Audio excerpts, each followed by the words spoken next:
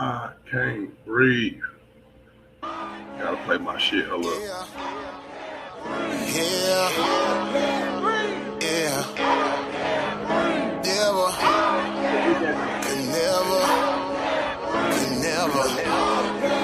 Could never. Go hard or go home when you in this game.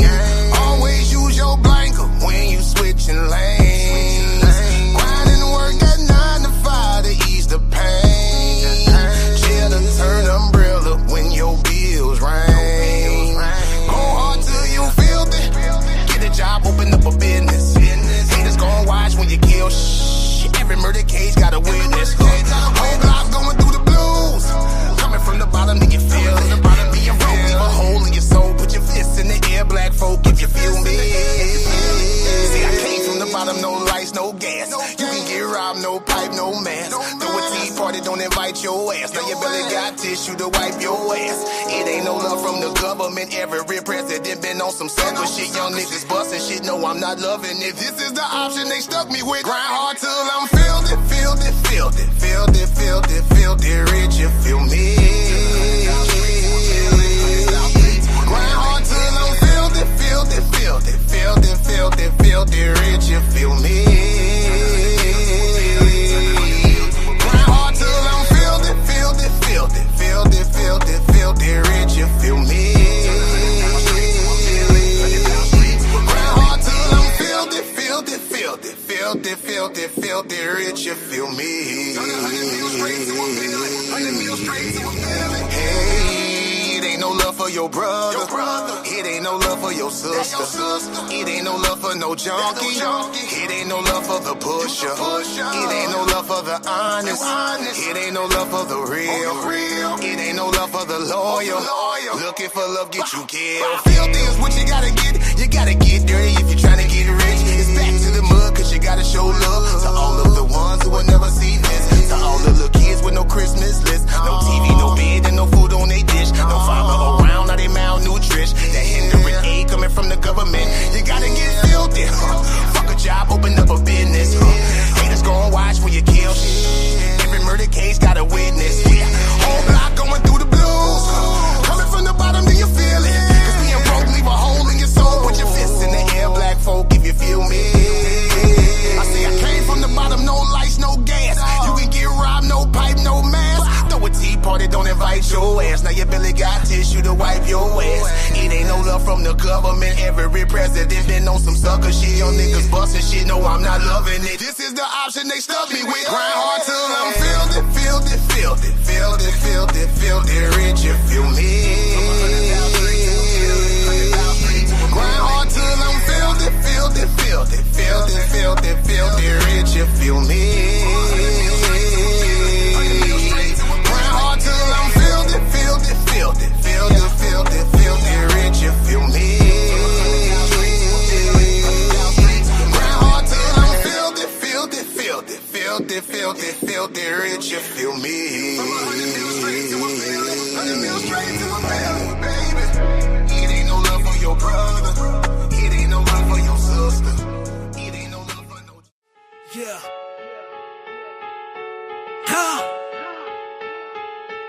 Yeah. Never ignorant, getting goals accomplished.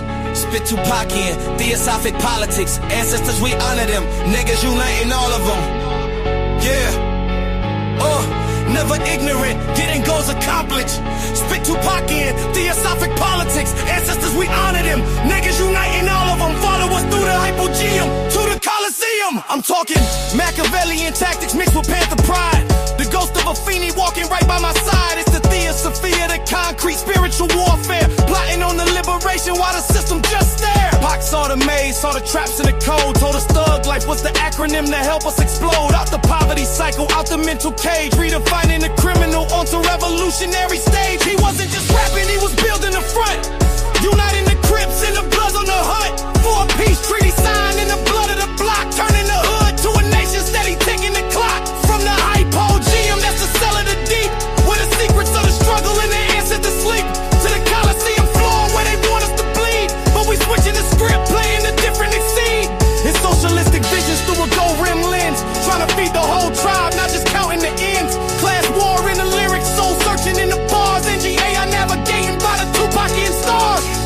Never ignorant, getting goals accomplished. Spit Tupacian, theosophic politics. Ancestors, we honor them. Niggas uniting all of them.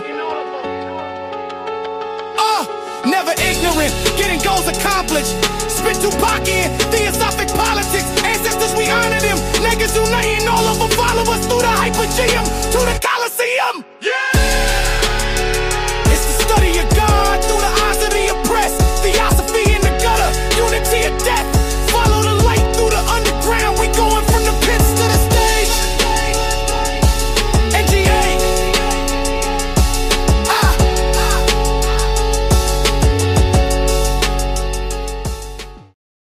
What's up, what's up, what's up? It's your boy, Anu Kakarel, Ariana, the Real Brown, Harube, Niamwante in the flesh. Y'all know who it is. Naga World Representative, Titans, Debate League, Coliseum of Arguments. Holla at your boy. Y'all know who it is. I'm here with my two main men. You know what I'm saying? We got Ruger Lion and we got King Naga. You know what I'm saying? Like always, brothers, man. How y'all doing, man? Oh man, another day, another dollar, bro. You know what I'm saying? Black at it again. You heard me? You know what I'm saying?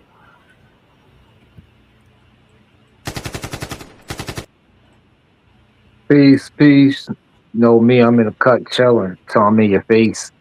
I mean, trying to coast. Man, What's so good, like, though, yeah, bro?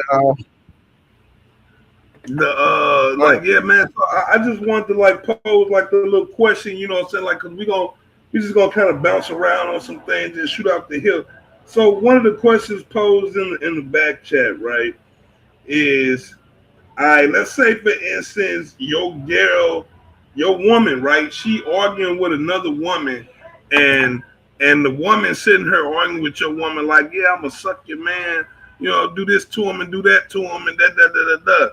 Right, so the other women are saying, "Oh, you should have said something. You should have stopped it. You should have intervened between her and your alleged girl, right? Your alleged woman."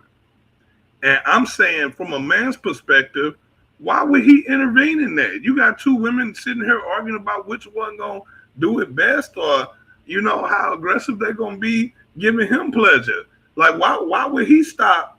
Why would he stop that? That's entertaining to a man. So like, Yo, do you? So and I don't then give a it's fuck like what they nobody mad say, because bro. my reaction not feminine. Like my reaction to it ain't feminine. Like, yeah, I don't have a feminine reaction to that. Oh, but what if a man wouldn't say that to another man? Yeah, they say that type of shit to each other all the time. Like, Yeah, I don't think at no point, right?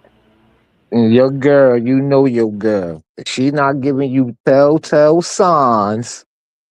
When two women are arguing as a man, mind your motherfucking business. I don't care if it's about you. Mind your business. Mind your business. Right, that's woman on woman. You know what I'm saying? So as Yeah, a man, I'm saying like, that. your main aim is to stay out of that. And even with her, what was said, yeah, even with what was said, I mean, how do you even respond to that? What you say at that point? You know what I'm saying? Right. No, my wife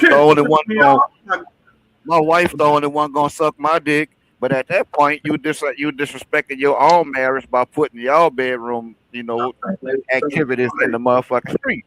So you know what I'm saying. And the other way I look at that is this: if my woman let another bitch as much as think, she gonna outsuck my dick.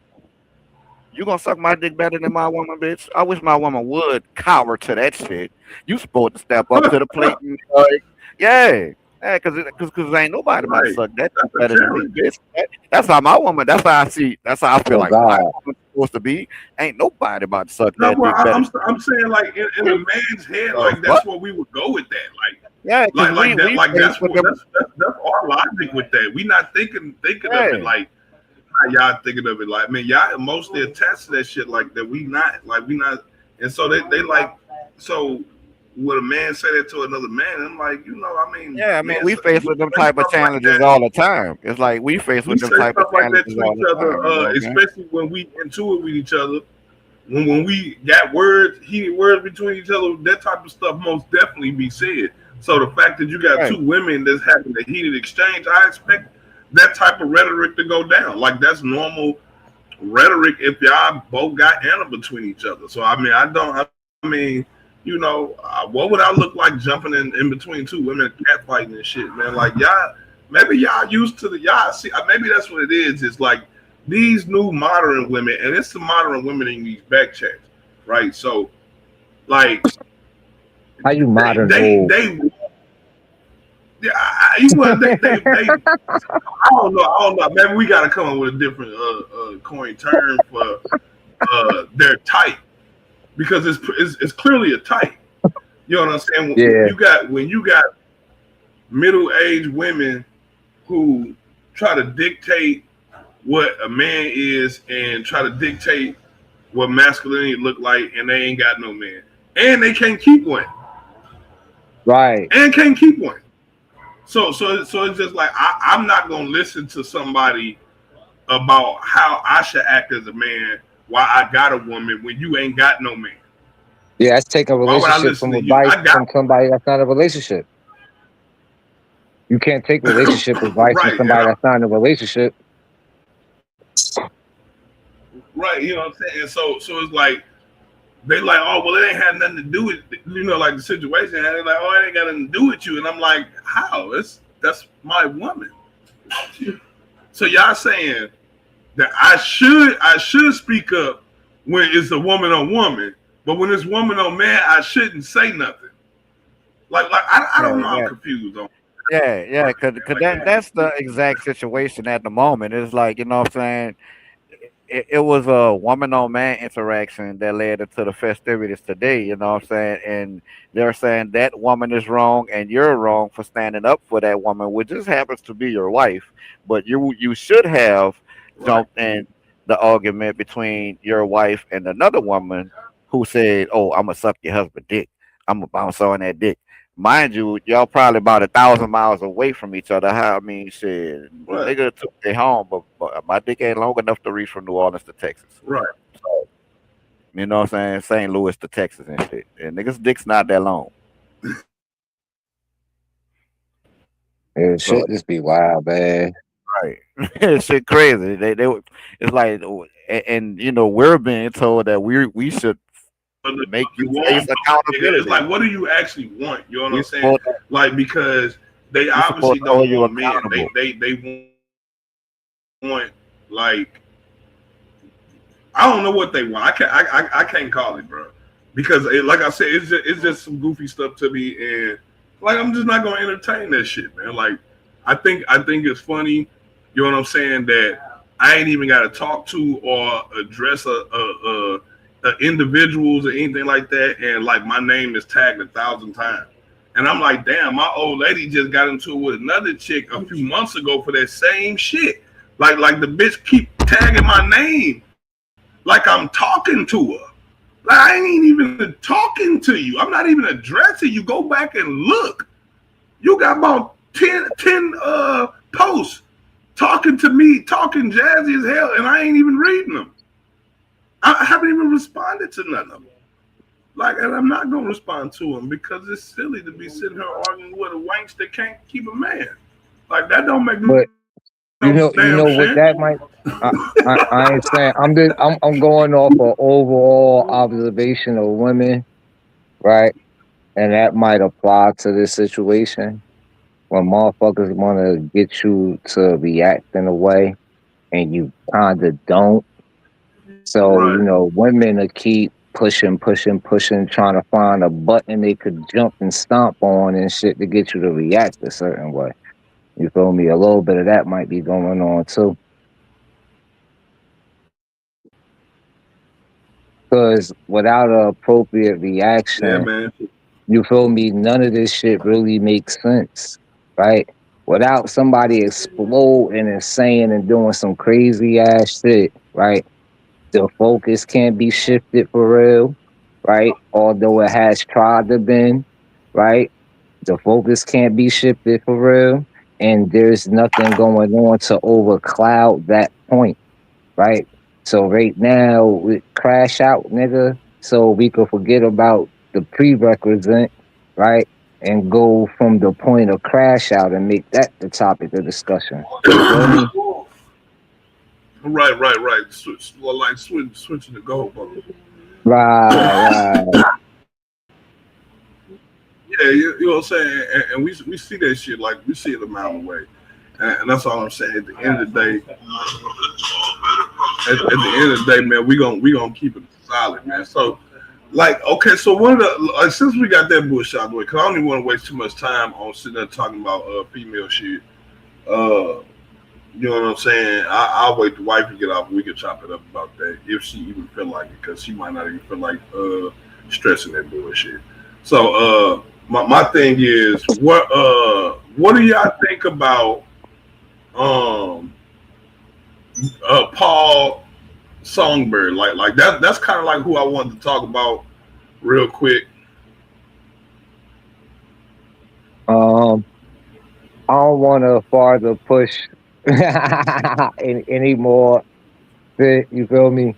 I'm gonna just stick to the point of, I think the shit that he was doing was good up until the point where he tried to state, even though after correction, that the Black Panther Party wasn't a black nationalist group, and try to make it an everybody thing.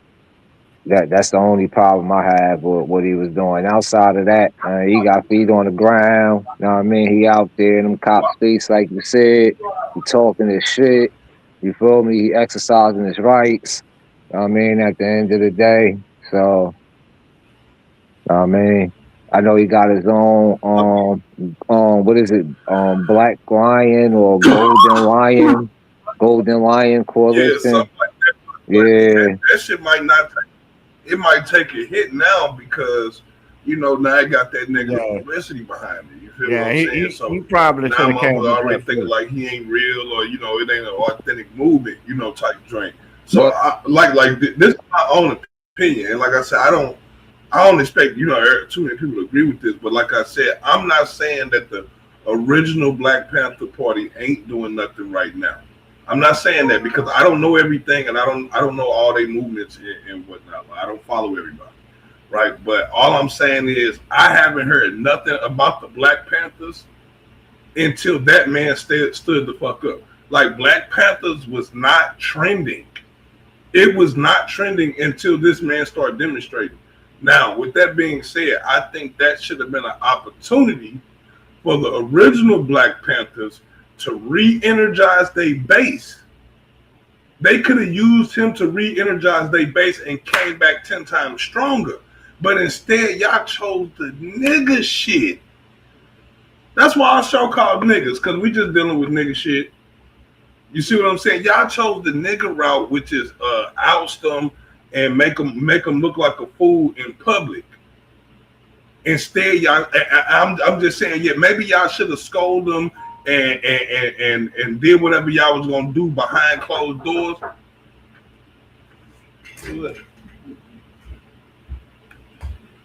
Nah, but I mean, that movement is absolutely needed. You know what I'm saying? Oh yes, it's absolutely needed. You know what I'm saying? I'm just saying, like, maybe they should just what's up, girl?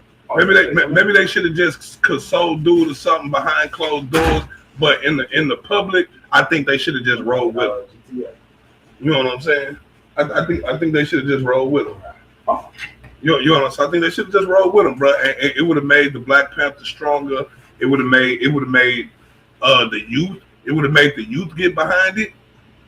The youth. It would have been a whole new movement, bro. It would have been a 3.0, bro. Did you just see that post somebody just made about another group claiming to be part of Black Panthers? Yeah, that's what we talking about. Like a whole nother besides the light skin. Oh, that's a whole nother. Yeah, somebody else just made one claiming to be Black Panthers. I like that though. Well, I don't know. Like, it's a lot of vigilantes popping up, and I'm not saying the Black Panthers are a vigilante group because they're not. They freedom fighters and citizens, good citizens. How it tastes. You know what I'm saying? So I'm just saying, like, what's y'all spill on it? Like do y'all think they should have got on his ass behind closed doors and then just roll with the public image to build on top of what was already built, or do you think they should have just did what they did? Now, see, the thing is I think that they did reach out to him, right? And he said he was going to continue doing what he was going to do, based on, Well, I I know they mean, reached out. you know what I'm saying? So he had opportunity, like, you feel me? Like, if they reached out to him and told him how he feel and told him to cease and desist, know what I mean? And he kept with the shit. Know what I mean? Me, personally, I'll be taking that as a fuck you, nigga. Like, you feel me? So now we gonna go and do what we gotta do next. There's only two things you could do: the legal route, the street route. You feel me?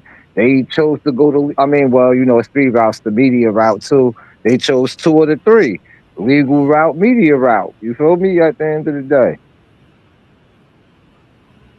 I mean, he knew what he had to lose at the end of the day. But the thing is in 2026, shit ain't really kind of like it was in 2016 or shit like that. You feel me? So people is kind of more lenient towards shit. So all he really got to do, that's why I said it's probably good that it happened now. So all he got to do is survive this until the next thing come along. Once the next thing come along, he Gucci. Yeah, he just don't gotta crash out. Yeah, all he gotta do is maintain his composure. If I was him, I would ride with it, right? Like I'd be like, yeah, damn right, I use their name. Like we supposed to stand on the shoulders of our ancestors. Nigga, I didn't think it was an issue. Shit, I mean, whatever, man. Like I said, and like I always bring it home, back to home to this. That's what tribe is. That's what culture is. Like if you don't have people that's gonna pick that shit up and carry it on into the next generation, you see what I'm saying? Like it's gonna die with you. It's gonna die with you, bro. The revolution belongs in the hands and the hearts of the youth. But check it out though. If your movement ain't shit without the youth, bro. And I'm just saying that was a good time to pass the baton, man. Yeah, he might not survive it because if you look at it in stages, right? They didn't even really get into his family background. They just got into his legal background and, you know what I mean, what he been doing the last 5 years on the street. That's wave one. You feel me? If he act like he want, that's what I'm saying. If he could survive it, then he might do something. But like the next wave gonna be his background. And if his background say anything outside of motherfucking black and something else, my nigga, now it's cultural appropriation, all types of shit. You feel me? Yeah, somebody already came out and said that he got some old petty shit on his or some type of weirdo shit on his jacket. I'm like, oh shit. Yeah, that's what I'm saying with the jacket shit. Like if he could get past that, right? This is only wave one. Wave two is going to be his family background. That's what I'm saying. And if one of his parents ain't black, right, now it's a whole different debacle. It's cultural appropriation. You feel me? All types of shit. Like, and they already calling him a undercover ICE agent. Trying to incite racial war. Yeah, that's what I'm saying. You can look at that as trying to incite race wars. Well, that's what I'm saying. Like, you feel me? So that's wild, bro. I think on the surface, what he was doing, know what I mean? Like, taking into account that the nigga not an agent, you feel me, or none of that, and he just never. That's why I'm at with it. Did we confirm that he's not an agent?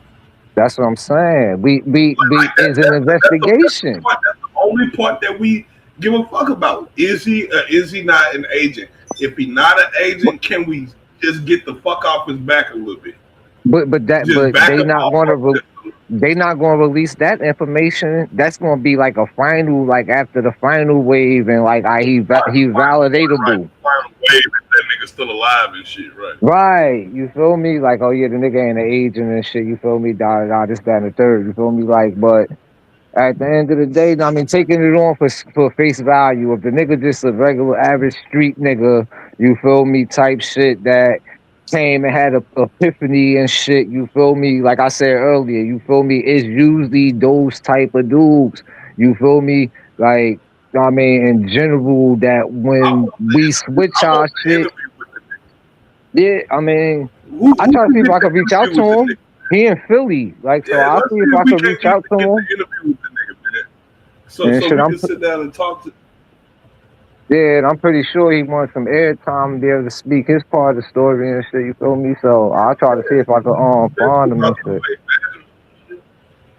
He might be a whole agent. Dude. That shit funny. Yeah, word. That's what I'm saying. At the end of the day, you feel me? But just taking face value if for what it is, if it is a good thing that what he doing. You know what I mean? If there's nothing behind it and everything, and it's just for what it is. You feel me? But he should have never opened his mouth up about motherfucker. Because Everybody here's know the the thing motherfucker. with them agents. Here's the thing when them agents be infiltrating in those type of organizations and whatnot, right? They actually be doing like benevolent shit in those organizations, which be a tragedy when they have to turn around and backstab that same organization. Right. Like, let me see if I can't find that one video about the FBI agent that turned on their ass and started snitching and shit. They That's how got we to, found out about that man. Malcolm. But that's why I tell niggas, like, we grew up on us, like, niggas our age, you feel me? Like, I'm glad we grew up in the time that we grew up in, because we had the cultural shit, you feel me, that let us be on the lookout for certain shit, like, even police shit like that, bruh. Like, I could take you to the movie Deep Cover. That's why I said, bro, just because a nigga sniff a motherfucking bag in front of you don't mean he not a cop, bruh. All right, no word, word. You feel me? Like, what are we talking about, bruh? It shows you that on training day. My nigga, like, come on, Okay, bruh. so shout out to Harold Noel. Y'all could catch him at HView TV, HViewTV.com. Y'all go check him out, show him some support, give him a thumbs up, like, subscribe, whatever you want, you know what I'm saying, you're gonna do. Let me pop him up on the screen real quick. Like for real, like dude, they be putting out this information, and this man who worked as an informer for the FBI during the 1960s. His name is Dothard Perry, also known as Ed Riggs, also known as Bill Perry, also known as Othello. Fellow out there singing. Cash, and you would sign a card. It would go like this: a rendezvous or a drop-off point would be picked out either by yourself or the agent. You would meet the agent there, and usually it would be in a vehicle. You get in the vehicle, he would hand you the money. He would tell you first to count the money. He would tell you the amount while you counted it.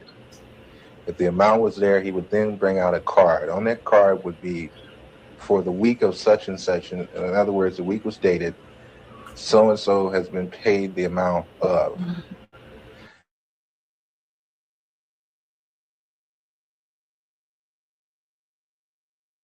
The IRS became very interested about where you were getting all this extra money from. You could always tell them to go back to the Bureau, and the Bureau would have your cards on file. I see. Were there such things as bonuses? Oh, yes. What were they paid for?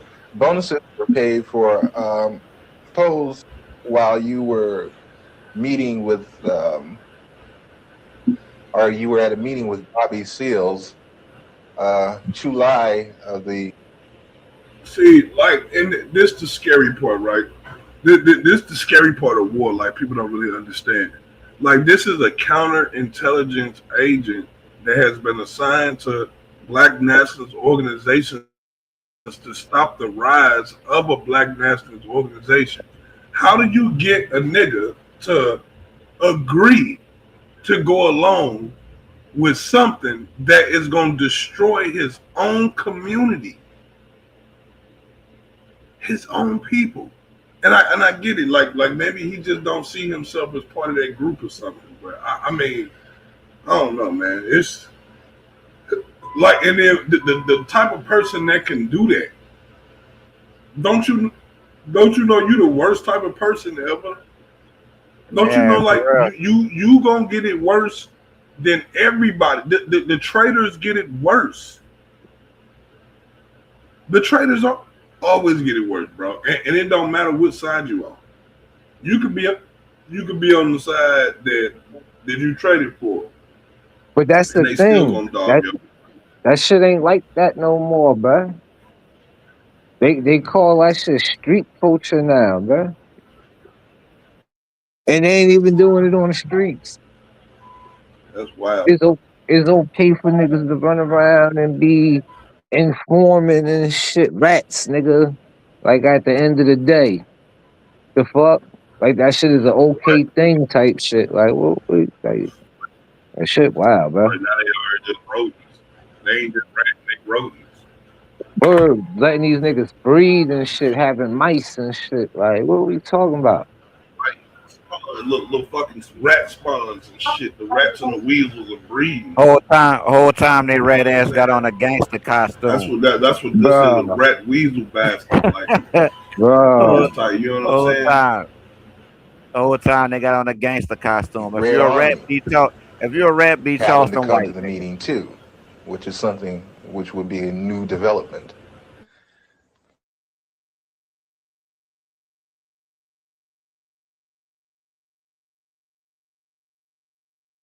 That's bonus time. Did you ever suffer pangs of conscience? Quite a few times. I still suffer pangs of conscience. I suffer from the fact that a lot of people trusted me and I misused that trust.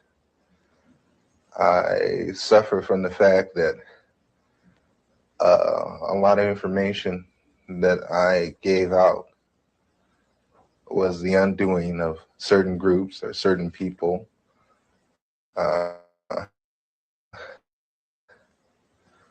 I suffer from the fact that I'm on the run constantly. I have no real life to speak of. You have no family life, really? You have a wife? No, I don't have a wife. I do have a child. I can't see her that often. I have to stay away from them because once I come around, the Bureau shows up and harassment starts. I have very few close personal friends, no one to really confide in. It's like being on the outside of a glass jar and everything is happening inside the jar, but you're on the outside. You can see it happening, but you can't participate. Why have you decided to talk to me? For the simple reason, I think this information should be getting out, should be put out to the public, but everyone should become aware of what your so-called law enforcement agencies do, because between you, myself, and the audience, I've seen more felons in law enforcement than I have in prison.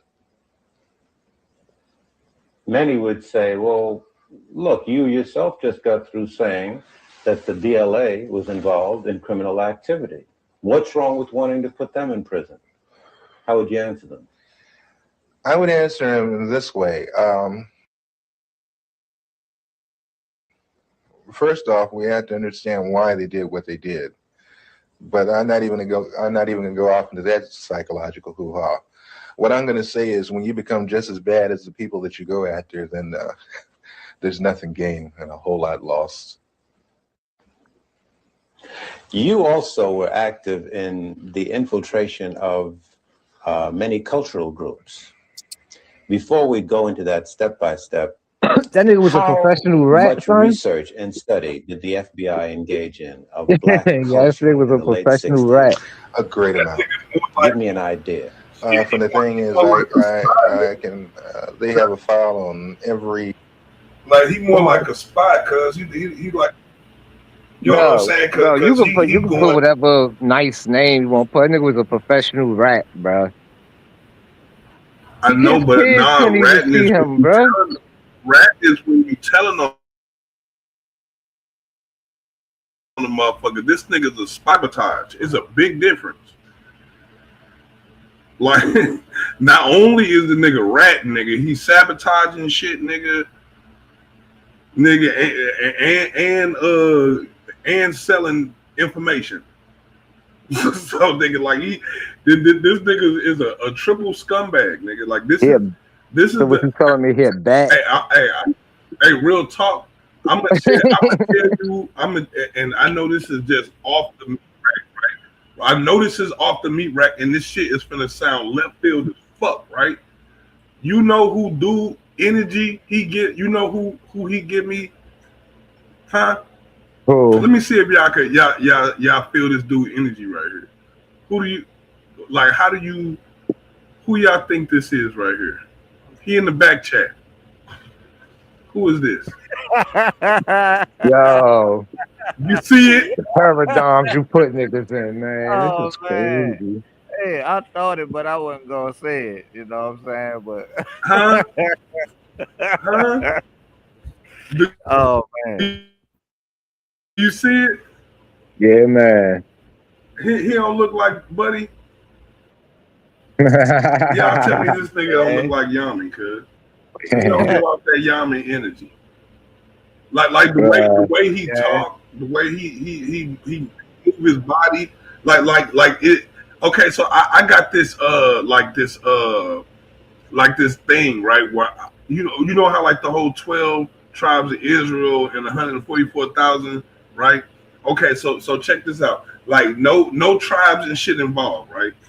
Okay, I think it's 12 different types of people. And those 12 different types of people are broken down to 144 different type of archetypes. And if you've probably already met everybody on the planet, right? You've already met every person that's on the planet because you've already came encounter with one of the 12 archetypes, right? But it's 144,000 different archetypes. Cause like every dude that I know that look like this nigga talk like this nigga and move like him too. like have y'all noticed that? Word. I mean, like, I don't know, like, is it a weird thing? Like, maybe it's like that, what's that movie that came out? They Clone Tyrone. They Clone Tyrone type stuff, bro. Like because dude give me weirdo energy, just like Yamin, bro. He give me weirdo energy like Yamin, bro. And I ain't trying to sully dude. Yeah, word. Type of magazine. The blacks read. They have a file on the music, dance, theater, actors, comedians, you name it, man. And they would actually study these different. Yes. Oh yes, definitely. What would they do with music? To understand the people, you have to understand the culture. To infiltrate, you have to understand. You had a lot of so-called white liberals that were infiltrating the so-called black groups using the information that they had gathered from the studies of blacks. You mean just to understand the behavior pattern of our people? Oh yeah, I can. Will Heaton could name out some jams of Miles Davis that I hadn't even heard of. He could name off some books that I hadn't even read pertaining to black culture. Do you ever see agents actually studying the music of? Yes. I've seen them going over even video portion of cultural events. The understanding, like when you have an organization like Leroy Jones Black House. You remember that? Okay, Leroy Jones's place, which was done on the thing of tribalism. That's where I first heard the word Kintu, Mantu, Huntu, Hintu. These words of the African continuum. I learned that from an agent. He ran it down to me. They make in-depth studies of the personalities of the people they're dealing with too, culturally. It always helps Also is when it's the thing of you can take their culture and use it against them. How large would you say an extensive collection on our culture would you say the FBI has? Would you rate it as large as a particular library, like the Schomburg Library in Harlem? Or... I would rate it better. I would rate it better, and the fact is that they go into details that we probably would overlook. Will Heaton used to meet me in different places. You know, Will Heaton, that was one of my supervising agents. There is a certain bar in the Los Angeles area where people into black cultural things met, and Will Heaton used to meet me there. And he would go into very long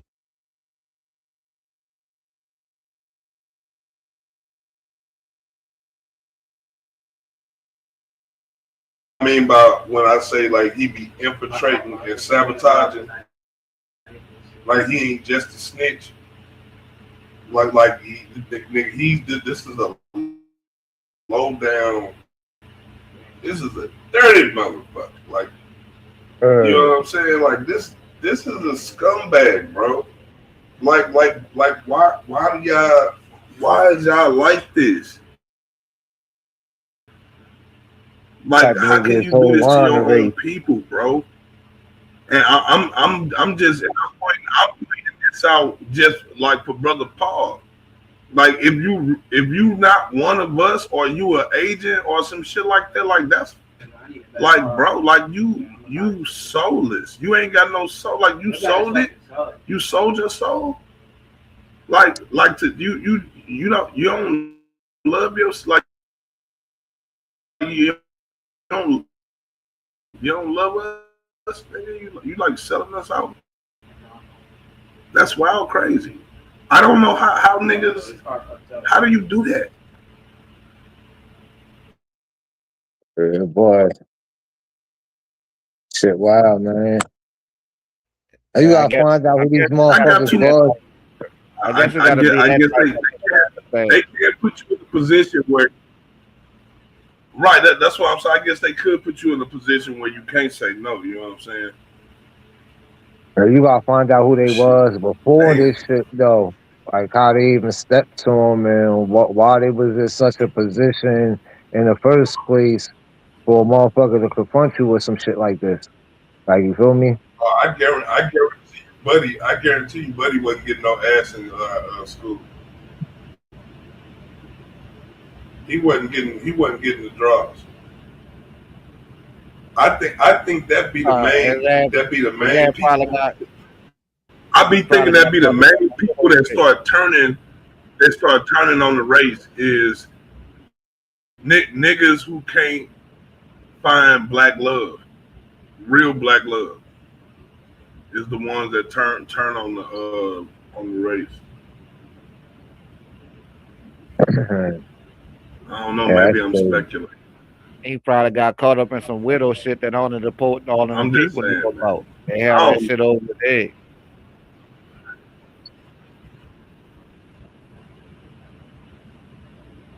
This sad. I'm just saying, like y'all. This sad though. If that's what it comes down to, like if that's what it is gonna be. You feel what I'm saying?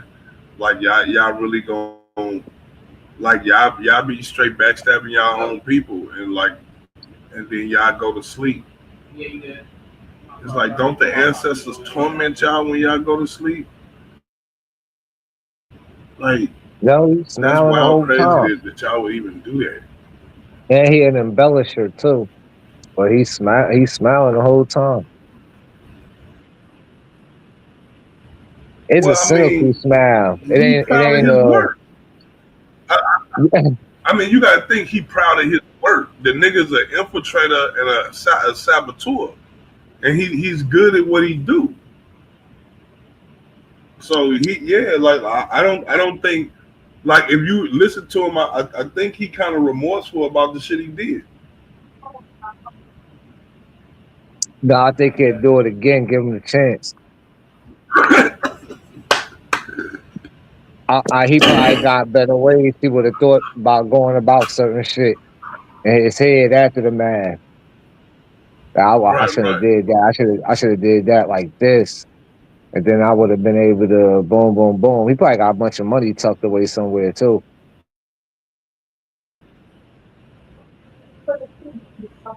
Heard up. Yeah, nah. I think given a chance, he'll do it again, bro. You know why? Because he a repeat offender. He has been given a chance and done it over and over again. Yo. Right, you're right. Each time he could have been like, no, not this time, right? Yeah, nah, he perfected his art, nigga. Right, he's proud now. And they got a title and everything. And tiring conversations with some very articulate brothers about culture, African culture, and Afro-American culture. Tell me about some of the cultural organizations that you infiltrated and what you did. PASLA, Mafunde, Watts Writers Workshop, which they have. The Watts Writers Workshop? Yes. Watts Writers Workshop, which was one of the oldest established Black writers workshop. That place was burned down. Yeah. The Bureau had it. That nigga family still alive? How do you know that? I know because I participated. I did the arson. You burned down the Watts Writers? Yes. Why did they want it to go? At the time, funding had been cut to the workshop, had been cut out, but it looked like there was a possibility of a grant being given back to the workshop. And if there was no theater, there would be no grant. How did you do it? 2 cans of kerosene, Purex bottle, gasoline, and a flare, highway flare.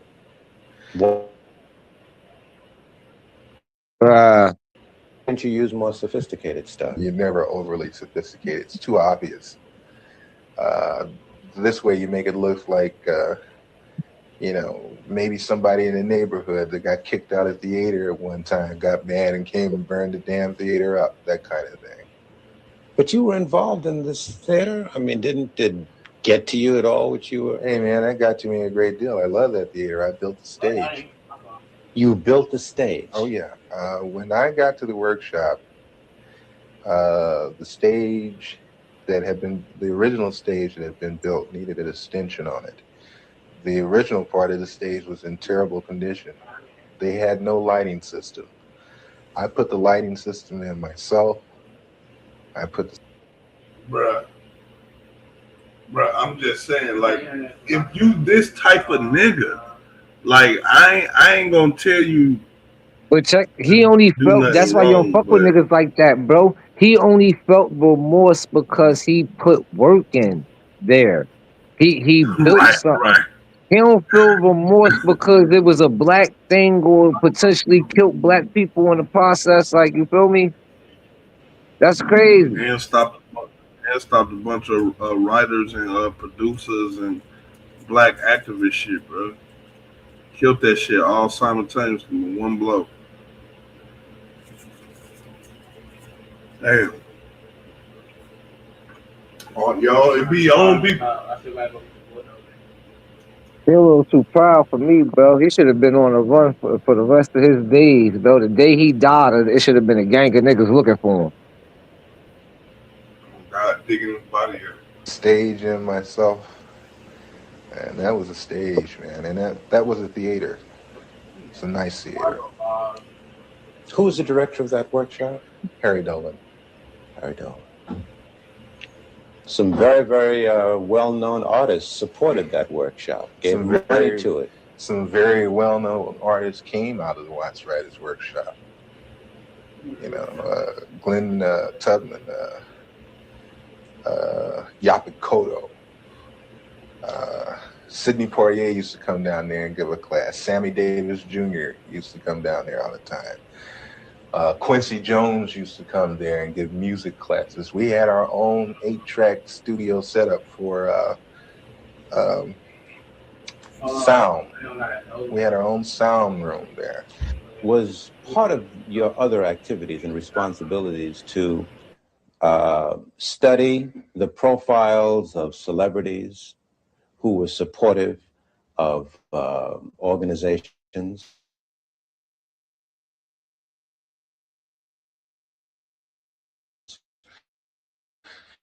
Definitely for blondes. Did he have a weakness for money? Did he snort cocaine? Did he smoke marijuana? They even get into, and that's one thing the Bureau loves is their sexual background. They have files and files on different blacks, not only celebrities, but a lot of others, sexual activity. What would they do with this information? Oh, that's used as a weakness. So they would feed these to the weaknesses? Yes. Did you see that happen? Oh, yes. Doc Holliday.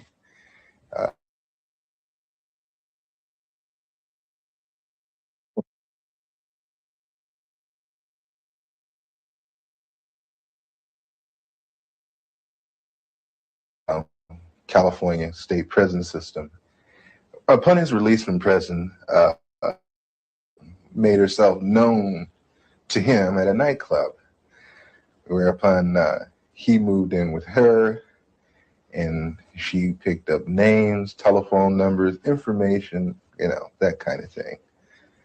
That lasted for a good 3.5 months. Was this an unusual thing, or did this happen often? No, that happens all the time. Did you yourself get involved in doing that? Yes. Give me an example. There was a gentleman that was on trial in Los Angeles that belonged to the BLA that had been busted in a southern state for a bank robbery, but talking about was brought with 2 other people to Los Angeles. Like he didn't jump group to group, sabotaging all the motherfuckers. Shut up. Right. Serial saboteur.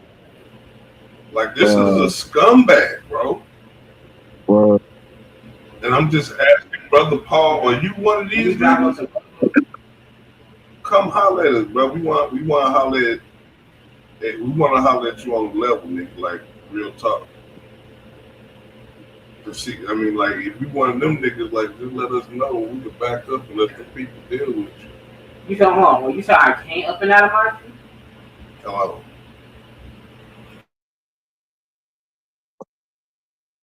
Angeles to stand trial for the machine gunning of a police officer in Los Angeles. I was supposed to worm my way into the affections of his sister, and whatever it took to get the information that I needed as far as what kind of defense they planned to use as to turn this information over to the federal prosecution. Did you do it? I got the information, and thank God I didn't have to go through with the actual thing of sexual activity. What do you mean, thank God? The sister was rather unappealing.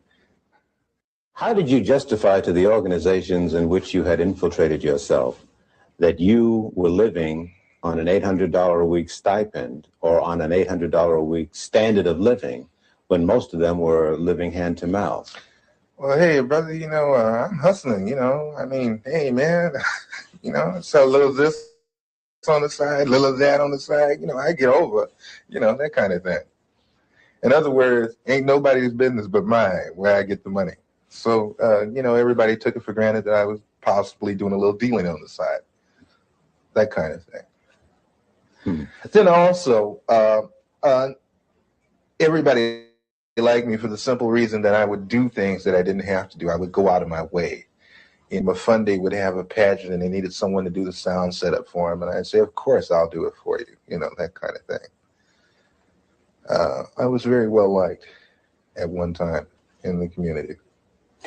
Would you say to American citizens that this situation of surveillance and infiltration continues to this day? Oh, yes. On the dimension that you experienced? Probably much larger by now. Larger? Oh, yeah. Let me put it to you like this. each year, everything gradually escalated up more and more. So I figured when I left, it didn't stop escalating. As they say, one monkey does not stop anybody's show. You mentioned Sammy Davis Jr., who at one time, it was reported, gave money to the Black Panther Party, I believe. Were you ever assigned to look into that? Yes, I was told to try to get as close to Mr. Davis or to anyone in his office as I could. I used to go up and have real chit-chat, chummy conversation with his personal secretary, Ann, at the 9000 building on Sunset. And I used to bring a Portapac video camera, and I used to go around and I would videotape the whole office. You mean celebrities would be coming into his office and you'd film them freely? Oh, yeah. Didn't they question that? I'm from the Ross Writers Workshop. Yeah, right on, brother. You know, that kind of thing. No questions asked. Same thing with the NAACP Image Awards. You know, Yeah, see what I'm saying? they were very interested in people like Sammy Davis Jr. There was another black in Los Angeles that they were very interested in because, not Los Angeles, but in Sacramento, Nathaniel Colley, who's attorney for the NAACP. And I know Nat. And they wanted information on him, just for the simple reason that he's an attorney for the NAACP, which makes no sense to me, but must make a lot of sense to them because they use the information. You've been called upon to testify in Washington.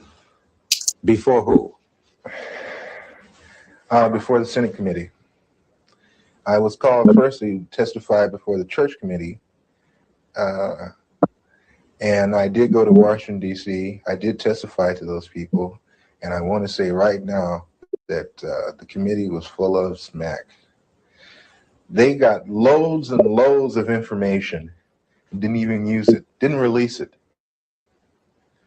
I had tapes that I offered to them in evidence against the Federal Bureau of Investigation with conversations of me and my supervising officer, where he's telling me to obtain certain articles for him by stealing. Don't get fingerprints on it. We can really use that. Did you take the weapons over to such and such? The church's committee told me that they couldn't use the tapes because the tapes were gotten by illegal means. What would you say about the composition of the committee panel that questioned you? I can say that's for the birds too, because the same people that I was talking about were the same people on the panel with the church's committee. What do you mean? When I came in the room to be interviewed by the so-called people from the church's committee, the representatives from the Federal Bureau of Investigations were also in the room. FBI agents were a member of the church committee panel. They were there with the investigation.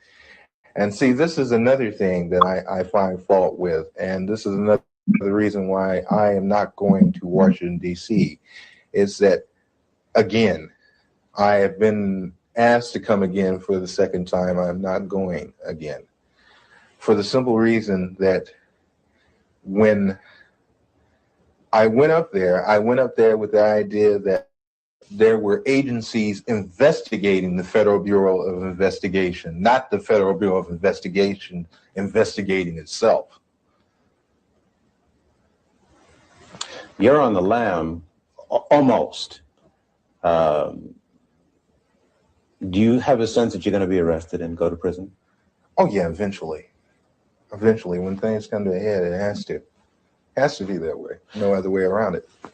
What would you say to citizens who sit and listen to what you've said and have a sense of frustration and helplessness? There are some agents, the old line agents, that disagree with the tactics that were used during the so-called COINTEL period.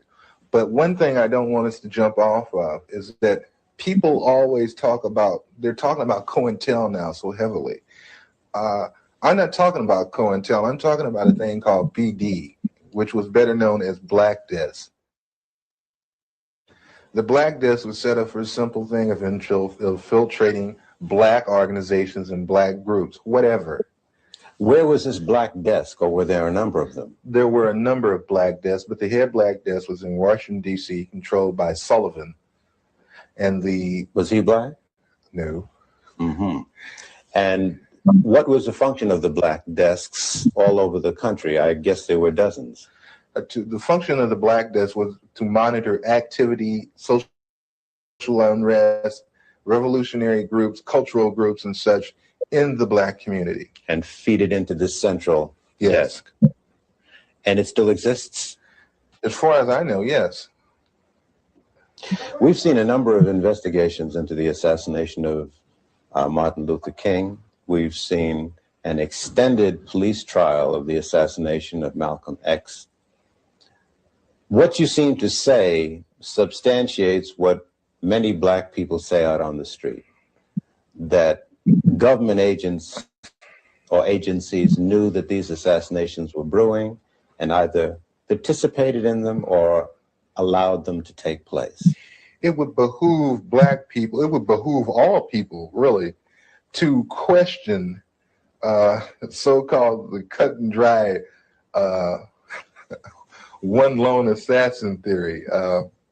The Bureau and other intelligence agencies are very good at conspiracies. They are very good at setting people up to be killed. They are very good at making innuendos so the person will be killed. City police don't know about because they have policemen in there. They don't let black people form anything without some policemen in there. And while I was in the Black Muslim movement, over the Black Muslim movement, many of the police who were sent to infiltrate us, they're black, would tell me, say, look, I'm a cop, but I have to come. They would tell me. I knew the Muslim movement was full of police. So don't you think anything is going down that they don't know about? The only thing. See, that's what I'm saying. Like, we can't do shit without them motherfuckers in it.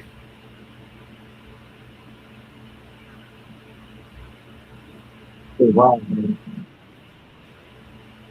Bro, bulldozer still had a spine, bro. Nigga, we damn, bro, like that's wild, crazy. I guess I get it because you don't want to keep kicking them out because they gonna keep sending them. So I guess you keep them as long as you can identify and you know who it's to. But then how is niggas position to be able to do at least them ones actually told them. Right. At least, I mean, like that's. I mean, I guess that's the most solid thing you could do is tell them, like, hey, nigga, hey, look, I'm the FBI, nigga, and I'm assigned to this shit. And y'all niggas just hold y'all head, nigga, cause that shit ain't fair, bro. Yeah, I think never form nothing, bro. I'm too paranoid, man. The niggas that ain't nobody, like, I'll have everybody under fire. You heard? It be real. Nigga, you slip up one time, nigga, you done. Nigga, you done. I ain't talking about taking your card back and kicking you out. Nigga, you done. You heard? Man, but I just don't. What type? It take a real rat bastard to pull that shit off, bro. Yeah. Man, you really don't like your people, bro. But even for really you, don't like your people. That formed up into like the FBI type of motherfucker. You feel me? They know you think of that shit like that. Like I'm trying to get the original. No. So it's a party for something. You said what, guy?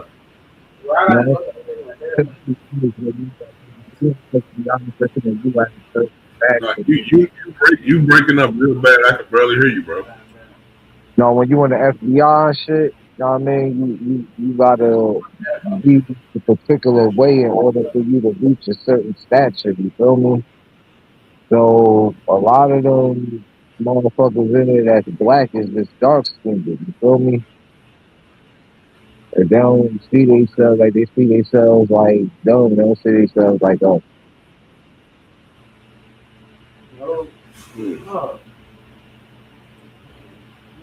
Thanks. But going forward, these Panther patches will no longer be on my uniform. What?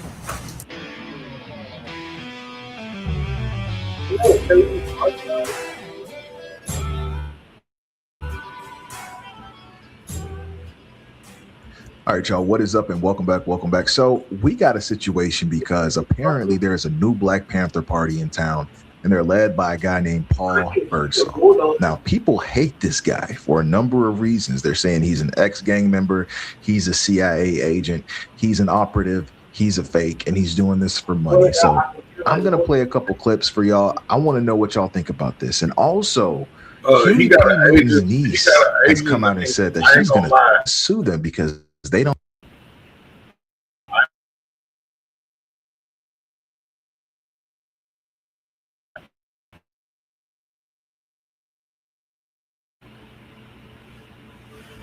Little birdie talk shit. It fuck around and be that obvious too. I'm saying. Actually represent the Black Panther Party, and it's very interesting what happens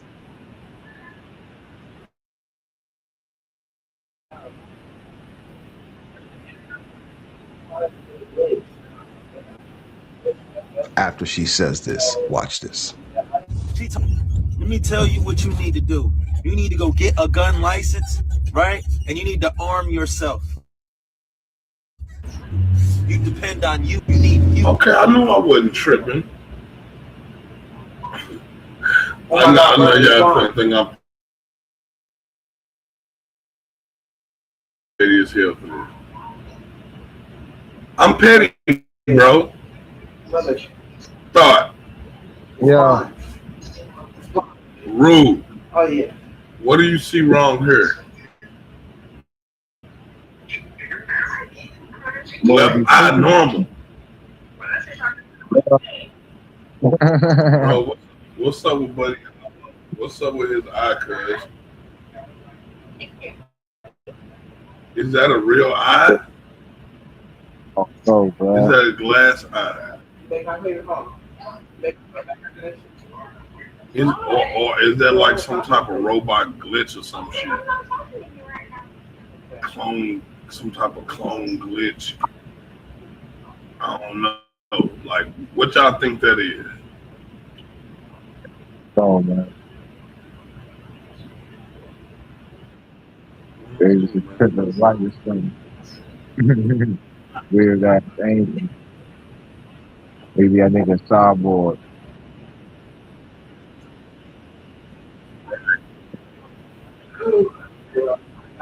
In California, okay? My handle name is Maisha 415 Newton. If you don't believe me, we just came out with the second book, The Roots of the Revolutionary Suicide. This is the roots of Huey P. Newton, okay? That's my father, okay? These are our grandparents, okay? There go he right there, okay? I got birth certificate, paperwork, and a whole bunch of Newtons who are ready to, listen, this goes out to the Black Panther Party, the new United Black Panther Party, whoever's out there protesting with these Somalians. I'm about to get a cease and desist order against you, and I'm about to sue you because you guys are, you are not going to defame my uncle's name like that. We're not doing that. See you in court, bitches. Y'all ain't no Black Panthers. What y'all, the cartoon motherfucking character? Y'all don't even know your fucking history. Y'all sitting out there and want to fight for an illegal who's taking away your housing, your benefits, kicking you out of your motherfucking shit. And you want to get up there and act like this is, we ain't doing this. And the cold part about it is that little space monkey up there talking about, oh, you come up over here, we gonna do this. Nigga, psh, you's a mark. You a mark, okay? That's right. I'm coming straight from a real Newton. You a mark ass motherfucker. And guess what? Your day of running around here pretending and wanting to be a Panther, a Black Panther, the Black Panther Party is over. Watch this, player, coming for you. So it's not weird to y'all at all that all of a sudden there's a Black Panther chapter in Philly that is posting videos like every day with a dude that none of us have ever worked with before? That's not weird to y'all? It's not weird to y'all that the algorithm is just pushing that through? All of y'all now are familiar with this guy right here, Paul Birdsong, the guy who's going around screaming he's the new chairman of the Black Panther Party. I want y'all to take a look at this footage right here that I found. Chief of an interview we did 2 weeks ago with a protester. He talked about protesters in Portland being taken in unmarked vehicles by agents. But during the interview, he talks about gangs in Lansing. You come try to snatch one of us, the rest of us gonna blast your. You better do that while we not with each other. And then you come to in Sandhurst with the Pyrus and the Gangster Disciples is linked up at and try to snatch somebody over there. I did. That nigga just dog snitching, bro. Yo, that was the Make sure key. you get this in. Come over there, try to take somebody. Not only do we have that footage, but come to find out, your man's is a sexual offender. Sexual offender. Registered.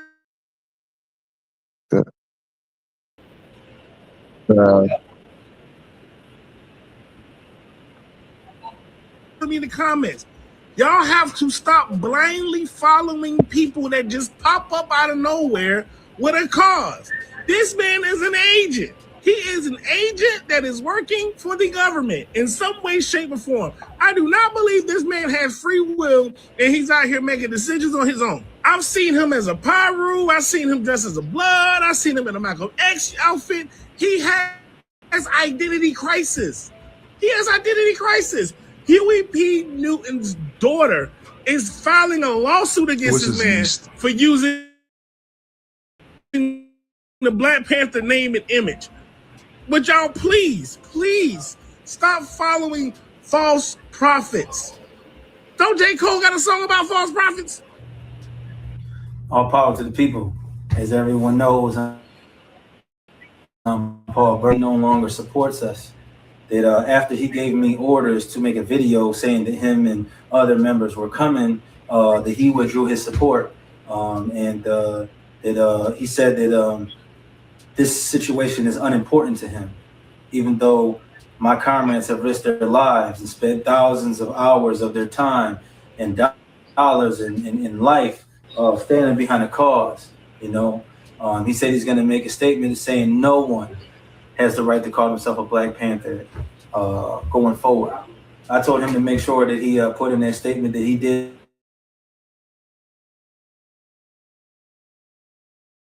in fact give us the right to call ourselves. You put in there that Emory Douglas did give us the right to wear that emblem, because I still have the messages where that happened too. Because of that, because of me and my comrades risking our lives and all the heat that we went on, because we don't believe in Black nationalism, like Bobby Seale said in the video that I shared on my page earlier, that Black nationalism is acquiesced to racism, and that we don't stand like that we're internationalists and intercommunalists, just like Huey Newton said. We will no longer identify with this flag. We will no longer identify ourselves as the Black Panther Party for self-defense.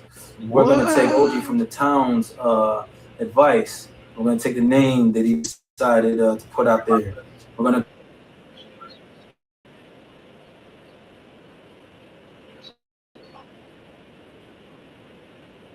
stand with the immigrants. We will stand with the people being terrorized for ICE. We will stand with any oppressed people across the world.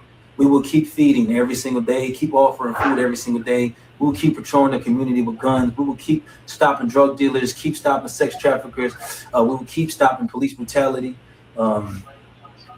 This little plaque that I got, it says Paul Birdsong, and as a Panther says since 2020. I don't regret the work that I've done because it's brought me to this point. But going forward, these Panther patches will no longer be on my uniform. What? Me and my comrades stand independent. We're willing to work.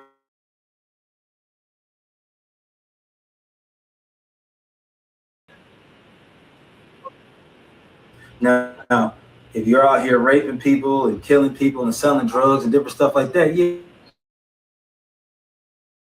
yeah, deport them. But those people out there that are just working hard trying to provide countries to come for that promise of the American dream that the United States of America Incorporated lies about, we feel that they shouldn't be bothered, and we're willing to stand beside them to ensure that they're not. All power to the people. All power to the people. Now, a lot of people are calling bullshit on this.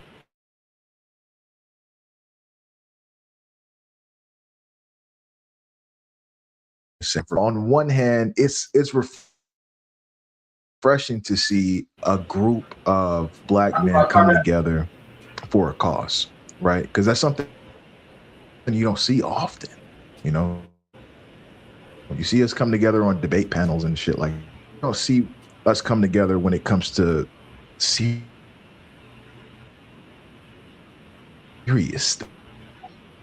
things like this. The fuck did he come from? Who is he? Is he a plant? Is he just doing this for cash? I'm gonna be honest when I hear him talk, when I hear the brother talk, he seems sincere. He doesn't appear like he's an agent, but I could be wrong. And of course, an agent wouldn't seem like an agent because they're trained, right? It's just a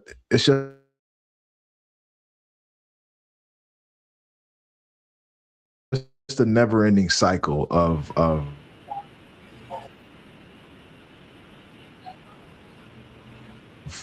should this get violent? Because one thing I don't want to see is any type of civil war between the people and the government.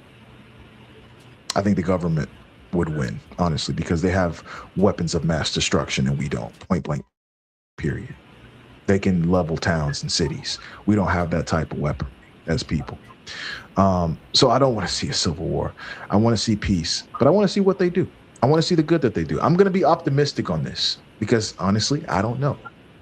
And I think a lot of people should come to grips with that realization from time to time and just say, hey, I don't know. I hope for the best. I'm going to think about this in good faith. You know what I mean? But I could be wrong. I want to know what y'all think about this. As always, if you like what you see, make sure you like, comment, and subscribe to the channel. And I'll catch y'all next time. Peace.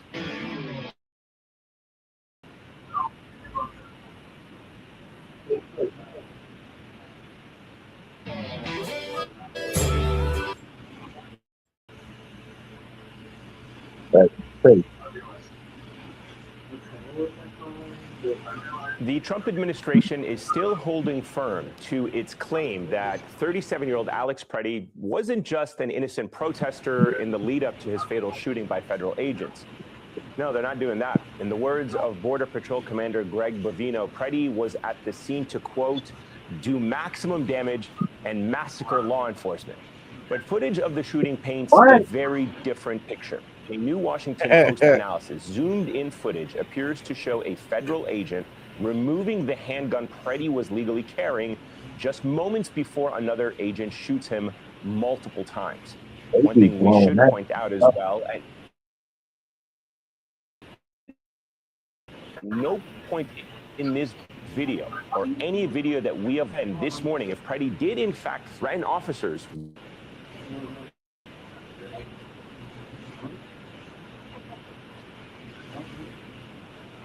with his gun, Bovino, FBI director, got a straight answer. A threat because he had a gun in his hand that put law enforcement in danger. Danny, we heard the law enforcement officer say gun, gun, gun. So at some point, they knew there was a gun. Was the gun visible, or did Border Patrol see the gun after they shot him? Again, all those pieces of the investigation are being led by DHS. It's an HSI, and I don't want to. This investigation will be hearing from those agents and officers and people on the ground.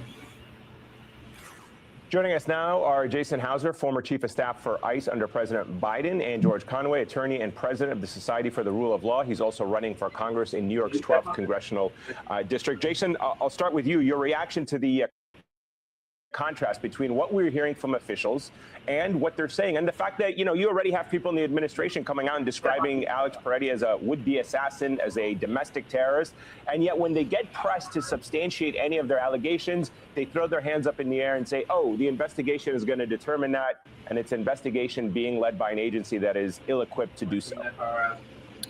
Yeah, thanks for the question. I think my thoughts come around 2 or 3 different key points. First, I asked myself, as a former chief of staff of ICE, is how would these investigations typically happen? You know, there would be a multi-pronged, multi-agency review, sort of unbiased, out of the political sphere, out of social media, review investigation that would include interviews, going through the surveillance video, etc. This would happen in typical ICE practice, whether there's a death in custody or whether there's a use of force in this situation. On the second point is we have a situation where this is now being adjudicated in the public sphere and on social media and the media. That is not helpful to law enforcement. That is not helpful to the public, and that is not helpful for the continued trust in federal law enforcement to carry out their mission going after national security threats.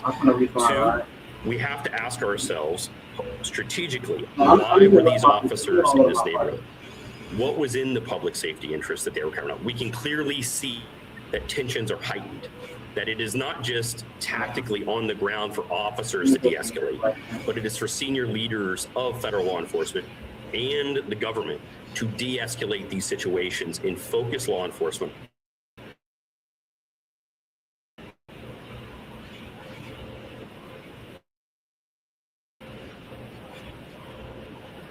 and we need to ask ourselves, and the government and the law enforcement needs to ask themselves, how are we going to be able to carry out our mission, and how are we going to keep communities safe? George, you have been a lifelong conservative, I guess, until recently. I don't know how you identify yourself now that you're running in a Democratic primary. You've been a member of the comments from Trump administration officials suggesting that the fact that Alex Peretti had a firearm on him meant that they were justified in shooting him. How does that sit with you? What does that suggest about how this administration feels about Second Amendment rights? Well, that's just legally atrocious. It's legally wrong. You have the right to carry a firearm under the Second Amendment. In Minnesota, you have the right to carry a firearm. And what the point, they lie. That's for murder. We have a liar. And unless you lie on his behalf, you lose your job. And he surrounded himself by other sociopathic liars. So all you're going to hear from this administration are lies about this. And we have to stop saying, well, this is what a normal administration would do. This is what a normal DHS would do. This government is a criminal organization at this point. And what they're going to do is they're going to cover this. They're going to cover this murder up, and they're not going to investigate it. And we have to start talking about impeachment and removal of the president and senior cabinet officers. Jason, I have to ask you about Attorney General Pam Bondi. She sent a letter to Governor Walz basically saying, you know, I'd be willing to call off ICE, get them out of your city, your state, but hand me over a couple of things, the most, I guess, eye-popping of them being your voter rolls. What exactly do voter rolls have to do with immigration enforcement in the interior and public safety? Migrants can't vote, so they don't have anything to do with immigration enforcement. You know, and from my understanding of my time at DHS, CBP, and ICE, the Minnesota Department of Corrections has always had a relationship with immigration enforcement officials, turning over those that are criminally convicted criminals and those that are national security and public safety threats.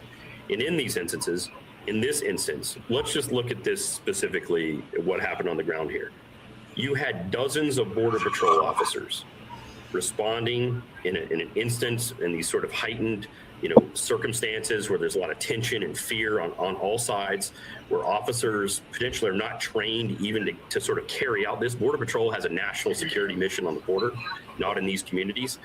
But we have a situation now where dozens of thousands of officers across the state of Minnesota are off their normal mission set. That's going after human smuggling, counterterrorism, human trafficking, drug smuggling.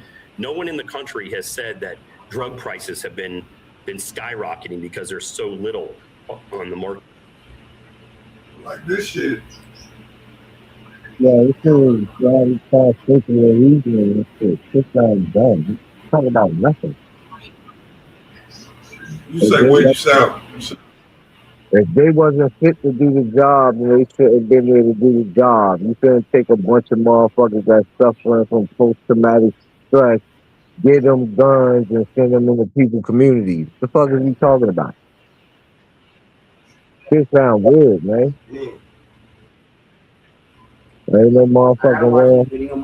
Yeah, that shit weird and The dangerous. question of the attorney, or the questions that the attorney general raises to your question, is clearly this is not with the sort of typical operations of immigration enforcement. There's 1.5 million people that have final orders of removal that have exhausted their pathways to be in the country, and there is a small subset of individuals that have taken advantage of a broken immigration system that no one is now talking about fixing. Enforcement is just one piece of an immigration continuum. No one's talking about that.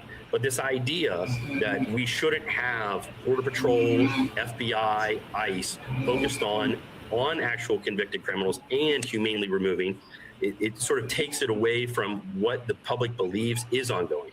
And it breaks down the public trust. And one final point is this erodes the relationship between federal law enforcement agencies and federal law enforcement and state and local law enforcement. This could take decades to rebuild. No, I mean, and you look at, I'm going to go to George now, but you look at, there's a lawsuit from the Minnesota Bureau of Criminal Apprehension and the Hennepin Attorney's Office suing the administration, saying, don't destroy evidence. We need to have a pause. We need, this is, the concern is so great that this administration is just blatantly lying and destroying evidence. How can the American public trust anything that's coming out of this administration when they see with their own eyes in video footage that completely contradicts their narrative, and they are reminded yet again that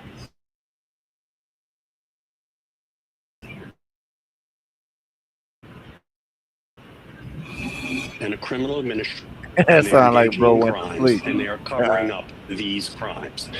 And this isn't about immigration enforcement. The letter from Pam Bondi talking about voter rolls demonstrates that it's not about immigration enforcement. This is totally and completely, any serious scholar of international relations and history will tell you this is straight out fascism. They're using ICE and the Border Patrol not as immigration enforcement tools. They are using them as brown shirts. And there's been talk about, these people aren't trained, and a lot of them are trained. But people who pull the triggers on Renee Good and on Alex Preddy, they were experienced. Okay, what's happened here is you have a police force that's beholden to a president that's being told, we have your backs no matter what. Do what you will to.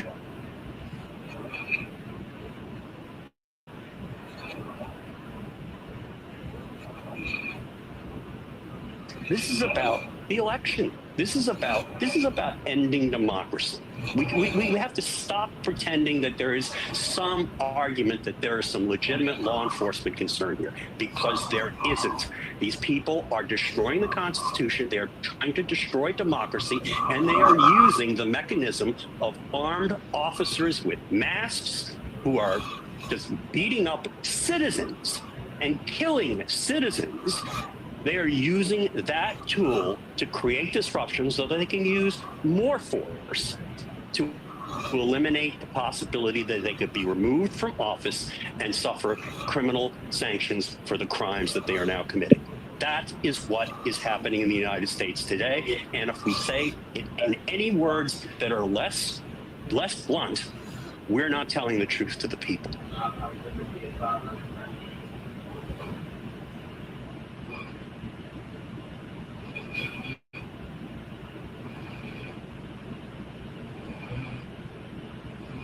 Yeah, man, that's a sticky situation right there.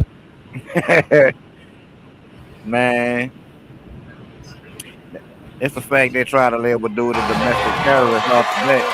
Thank you for watching. Thank you for joining us from our home in Hollywood for the last 23 years. Tonight is our 23rd anniversary. We went on the air 23 years ago tonight. You weren't with us yet, Guillermo. No, I was in the parking lot. Yeah, I was not here. But we will still make love to celebrate tonight. The same, yeah, let's do it. It was a very different time back then, 23 years ago. It was better. It was a better time. I spent the weekend, like probably a lot of you did, looking at my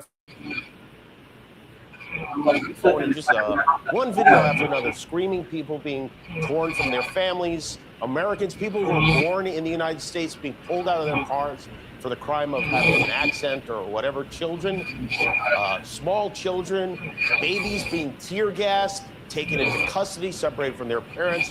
Just one atrocity after another being committed by this gang of poorly trained, shamefully led, mask-wearing goons. And that is what they are. They're goons committing vile, heartless, and even criminal acts. And it's sickening to watch, and it's frustrating to watch. It's like we're all being forced to play a game that has no rules. They just make up the rules as they go along. We see these videos in which we clearly see one of our fellow Americans executed by ICE, and they won't even admit that it was a mistake.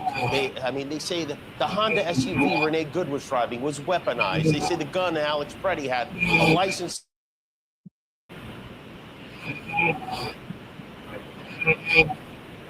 Yo. He did not even draw, did not touch a gun that was taken from him by one of the agents before he was shot dead by the other ones. They fired 10 times on an ICU nurse. You're telling us, well, it was justified, you know? Is that the law and order that you voted for if you voted for this? Every day is a nightmare now. My wife and I have family in Minneapolis. They're afraid to take their kids to school. They're afraid to go to work. And I can only imagine how people who aren't white feel about this. How does this end? What's the plan here? Is the plan to just keep doing this in every city that didn't vote for Donald Trump? Does anyone on any side believe this is good leadership? We keep saying we need to find subjects that we can agree on. Can we agree that peaceful protesters, including moms driving SUVs on their way back after dropping their 6-year-old off? Stop.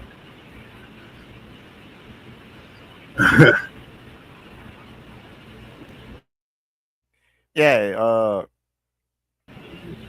that Minnesota situation kind of sticky, bro. You know what I'm saying? You say what? I said that Minnesota situation kind of sticky.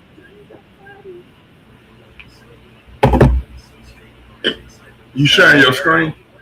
Nah. It's the fact that what their official statement don't line up with the camera show.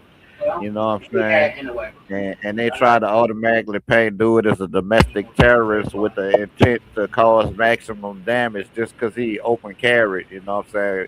Practice the Second Amendment right. It's like that shit is kind of sticky. Yeah, man. Especially when they let Kyle Rittenhouse do it. Remember, he was walking around with an AR, yeah. Then he crossed state lines with it. You know what I'm saying? Which is illegal. I mean, he broke the law. Dude was well within his rights to have his burner on him. You know what I'm saying? I'm about to do it right now. That's crazy. That shit crazy. Let me see what else we got out here.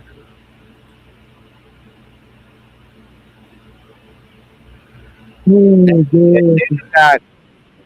you got in the back chat, you got proponents of the Second Amendment supporting the actions of those federal agents, which goes completely against your proponent, you being the proponent of the Second Amendment, because you make your own self a target. A lot of people.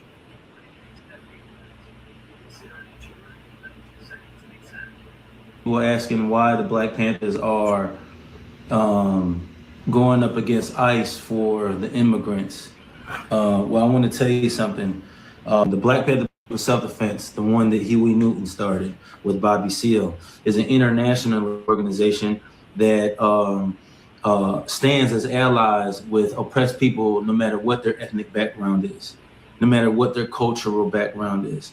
Unarmed woman was killed by ICE. If you think you're about to come and brutalize the people while we're standing here, come around and find out.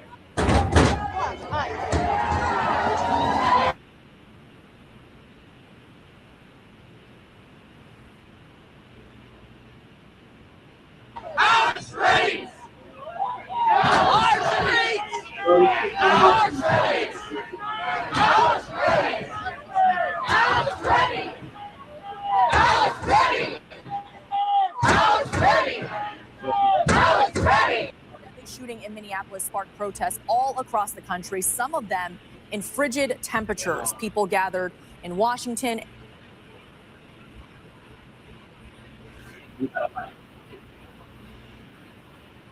Will march through the streets. The people united will never be defeated. The city of Minneapolis is filing a declaration after today's shooting to encourage the judge to rule on a temporary restraining order on Monday that would grant us immediate relief and would help stop this operation that has been so harmful to the city of Minneapolis. The state of Minnesota has resulted in multiple shootings and tragic deaths. I have formally requested assistance from the National Guard to support the limited number of officers that we have in the Minneapolis Police Department. The circumstances surrounding the fatal shooting of Alex Priddy in Minneapolis on January 24th, 2026, have once again ignited a powerful gathering of community forces that few could have predicted, just like it did after the tragic shooting of Renee Nicole Good. In the wake of yet another deadly encounter with federal agents, a remarkable alliance seemed to be taking place as the Black Panther Party joined forces with the Minnesota National Guard to push back against the overreaching federal immigration operation. And hopefully this partnership will help send ICE and Border Patrol agents retreating from key areas in Minnesota and Minneapolis to restore a measure of control to state and community leaders amid escalating tensions. Now, this moment is rooted in weeks of growing unrest. The Trump administration's aggressive immigration crackdown had flooded Minneapolis with thousands of federal agents, turning neighborhoods into zones of constant surveillance and fear. But like I've always said, what began as targeted enforcement against individuals involved in reported fraud cases quickly escalated into widespread disruption. Local police resources were stretched thin, trying to deal with the consequences from federal actions that included aggressive patrols, detentions, and confrontations. The first major tragedy struck earlier in the month with the shooting of Renee Good. That incident led to massive, peaceful protests all over the country, even in sub-zero temperatures, as residents demanded an end to the presence of the unnecessary occupying force of these ICE agents. Then came January 24. Alex Priddy, a 37-year-old intensive care unit nurse and lifelong Minneapolis resident, was shot and killed near 26th Street and Nicollet Avenue. Priddy, who is described by family and colleagues as a compassionate caregiver who had protested the crackdown to stand up for his community, became the second American citizen fatally shot by federal agents in less than a month.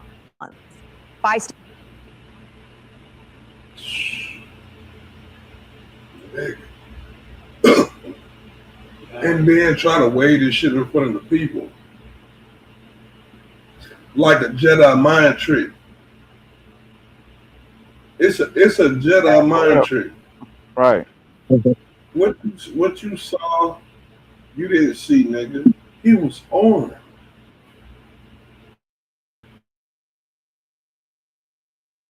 Yeah, he ran up on law enforcement with the burner. Bystander videos captured the sequence. Agents were shoving a woman to the ground and Priddy stepping in to help her up while holding his phone. Then, without warning, he was pepper sprayed, and then a chaotic takedown happened. Multiple officers then surrounded him, strikes and punches were delivered, and at least 10 shots were fired, all after he had been disarmed and on the ground, because video footage showed an ICE agent walking away with a gun in his hand after he had joined in the chaos. And as we all expected, federal officials claimed self-defense, just like the case of Kate Rumler, stating Priddy approached with a handgun and resisted disarming. Yet footage analyzed frame by frame showed no clear draw of a weapon in the critical moments, and Priddy even held a valid carry permit with no serious criminal history. And just as it should be, the response was immediate and intense. Protesters flooded the streets despite the dangerous cold, building memorials, chanting for justice, and blocking access points.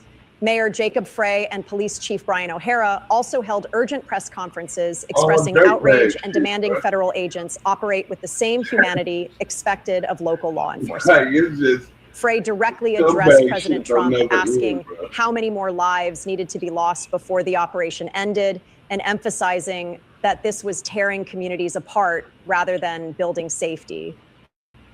At the same time, Governor Tim Walz, having already spoken with the White House after the Good shooting, declared Minnesota has had it and called the Priddy incident sickening, and he demanded an immediate withdrawal of the agents. Next, he activated the Minnesota National Guard at the request of Mayor Frey and local officials. The Guard members were deployed in neon reflective vests to distinguish themselves and assisted with vehicle perimeters around the shooting scene. But the most important thing to note here is that this was a state-controlled deployment with no federal involvement to prevent any potential nationalization by the president. And as Guard units arrived, reports from witnesses and social media described federal agents pulling back from positions they had held aggressively moments earlier. Some appeared to abandon posts entirely and retreated as the organized state force took over. Also joining forces with the Guards were the Black Panther Party. Following Renee Good's death, the Black Panthers became visible at protests in places like Philadelphia, providing security, distributing resources, and standing armed in solidarity against what they viewed as state violence. Also in Minneapolis, after Priddy's shooting, members and allies of these Panther-inspired groups mobilized quickly. They positioned themselves near the shooting site and protest zones, offering protection to demonstrators, helping coordinate with community members, and ensuring peaceful gatherings remained safe from potential escalation.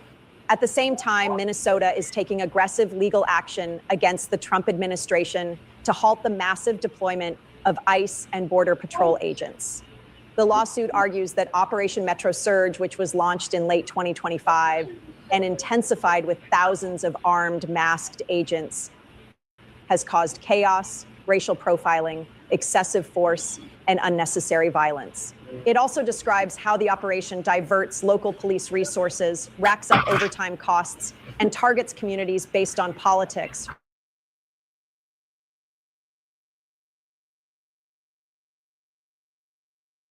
rather than legit and federal law, demanding an injunction to stop the operations, ban tactics like threatening force against non-targets, require visible identification and body cameras for agents, and end mask usage that conceals identities.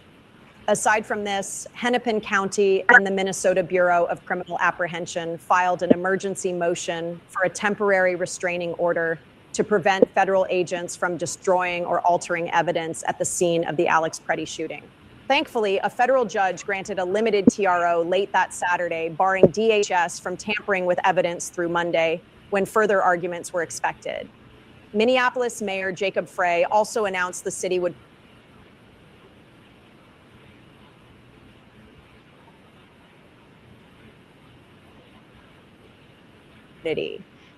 because they are proving that when federal actions cross lines, state authority and community self-defense will always come together to reclaim the streets. Thanks for watching. And if this breakdown helped you make sense of what's happening, please give it a like and subscribe so you don't miss the next update. Also, share this video and turn on your notifications. Until next time, stay curious.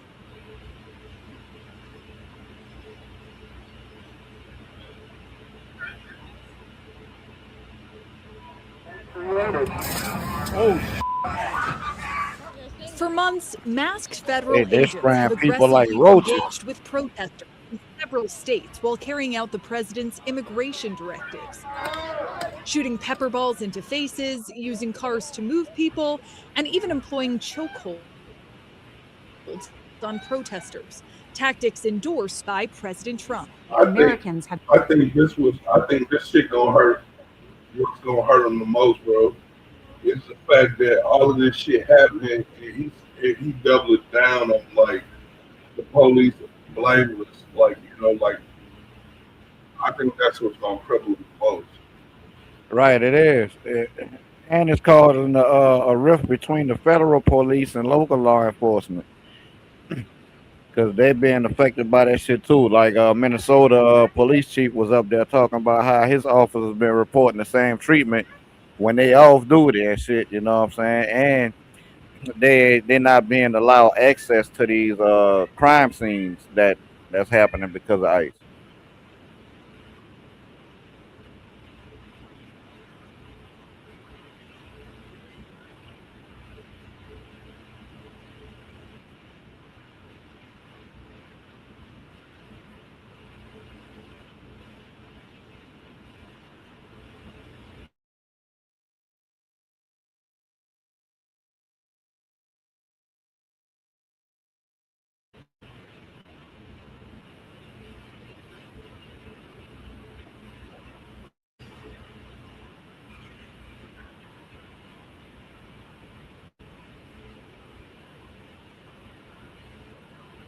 What else you got, bro? You got something else you want to cover? Yeah.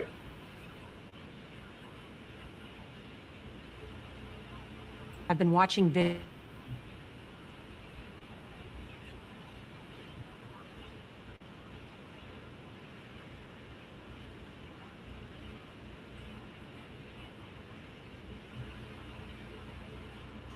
Joining us now are Jason Hauser, former chief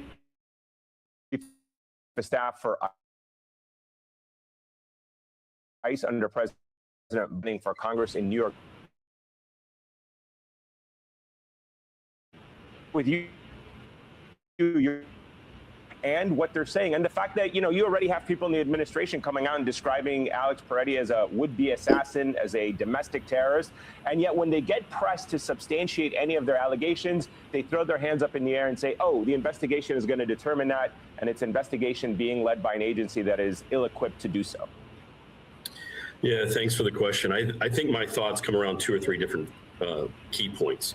First, I asked myself, as a former chief of staff of ICE, is how would these investigations typically happen? There would be a multi-pronged, multi-agency review, sort of unbiased, out of the political sphere, out of social media review investigation that would include interviews, going through the surveillance video, etc. This would happen in typical ICE practice, whether there's a death in custody or whether there's a use of force in this instance. It would clearly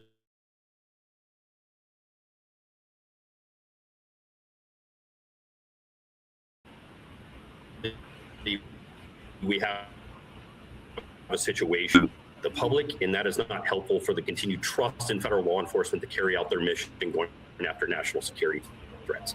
2, we have to ask ourselves strategically, why were these officers in this neighborhood?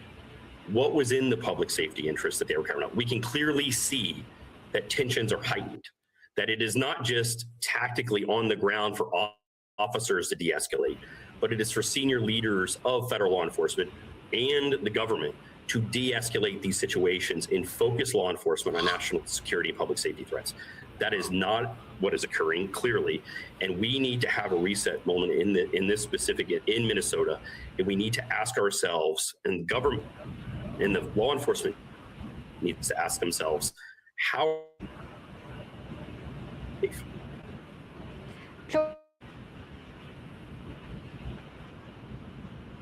George, you have been yourself now that you're running in a Democratic primary. You've been a member of the Federalist Society. I'm wondering what you make of the comments from Trump administration officials suggesting that the fact that Alex Peretti had a firearm on him meant that they were justified in shooting him. How does that sit with you? What does that suggest about how this administration feels about Second Amendment rights? Well, that's just legally atrocious. It's legally wrong. You have the right to carry a firearm under the Second Amendment. In Minnesota, have the right to carry a firearm. And what the point, they lie. That's what this is about. They are lying, and they're creating an after-the-fact excuse for murder. And this is what they do. They lie. We have a sociopath of a president who is a pathological liar. And unless you lie on his behalf, you lose your job. And he surrounded himself by other sociopathic liars. So all you're going to hear from this administration are lies about this. And we have to stop saying, well, this is what a normal administration would do. This is what a normal DHS would do. This government is a criminal organization at this point. And what they're going to do is they're going to cover this murder up, and they're not going to investigate it. And we have to start talking about impeachment and removal of the president and senior cabinet officers. Jason, I have to ask you about Attorney General Pam Bondi. She sent a letter to Governor Walz basically saying, you know, I'd be willing to call off ICE, get them out of your city, your state, but hand me over a couple things, the most, I guess, eye-popping of them being your voter rolls. What exactly do voter rolls have to do with immigration enforcement in the interior and public safety? Migrants can't vote, so they don't have anything to do with immigration enforcement. You know, and from my understanding of my time at DHS, CBP, and ICE, the Minnesota Department of Corrections has always had a relationship with immigration enforcement officials, turning over those that are criminally convicted criminals and those that are national security and public safety threats. And in these instances, in this instance, let's just look at this specifically, what happened on the ground here. You had dozens of Border Patrol officers responding in an instance in these sort of heightened, you know, circumstances where there's a lot of tension and fear on all sides, where officers potentially are not trained even to sort of carry out this. Border Patrol has a national security mission on the border, not in these communities. But we have a situation now where dozens of thousands of officers across the state of Minnesota are off their normal mission set. That's going after human smuggling, counterterrorism, human trafficking, drug smuggling. No one in the country has said that drug prices have been skyrocketing because there's so little on the market. But to the question of the attorney, you know, or the questions that the Attorney General raises to your question, is clearly this is not with the sort of typical operations of immigration enforcement. There's 1.5 million people that have final orders of removal that have exhausted their pathways to be in the country. And there is a small subset of individuals that have taken advantage of a broken immigration system that no one is now talking about fixing. Enforcement is just one piece of an immigration continuum. No one's talking about that. But this idea that we shouldn't have Border Patrol, FBI, ICE focused on actual convicted criminals,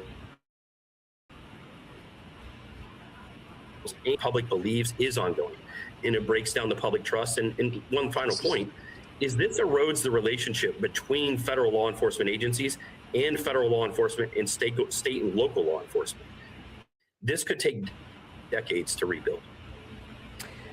No, I mean, and you look at, I'm going to go to George now, but you look at, there's a lawsuit from the Minnesota Bureau of Criminal Apprehension and the Hennepin Attorney's Office suing the administration, saying, don't destroy evidence. We need to have a pause. We need, this is, the concern is so great that this administration is just blatantly lying and destroying evidence. How can the American public trust anything that's coming out of this administration when they see with their own eyes in video footage that completely contradicts their narrative, and they are reminded yet again that at the end of the day, people can see and process information? Again, this is a criminal president and a criminal administration, and they are engaging in crimes, and they are covering up these crimes.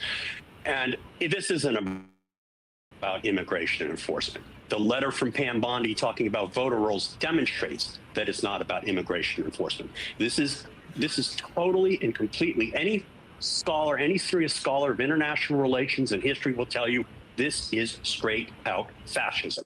They're using ICE and the Border Patrol not as immigration enforcement tools. They are using them as brown shirts. And there's been talk about, oh, these people aren't trained. And a lot of them aren't trained. But the people who pull the triggers on Renee Good and on Alex Preddy They were experienced. Okay, this what's happened here is you have a police force that's beholden to a president that's being told, we have your backs no matter what. Do what you will to these people. Do what you will to the public, because they want to intimidate and scare people. They want to control people. And the voter rolls, this is about the election. This is about ending democracy. We have to stop pretending that there is some argument that there is some legitimate law enforcement concern here, because there isn't. These people are destroying the Constitution. They are trying to destroy democracy, and they are using the mechanism of armed officers with masks who are just beating up citizens and killing citizens. They are using that tool to create disruption so that they can use more force to eliminate the possibility that they could be removed from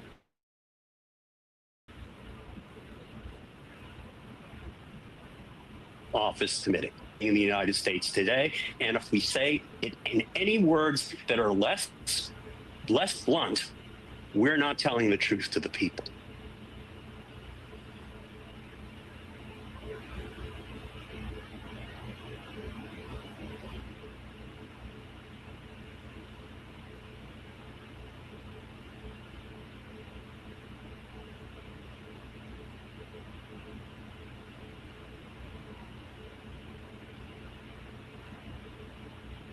As protests continue in response to the fatal shootings of Renee Good and Alex Pretty by federal immigration agents in Minneapolis, a federal judge in Minnesota heard arguments Monday in a lawsuit filed by state officials alongside the cities of Minneapolis and St. Paul to halt Trump's unprecedented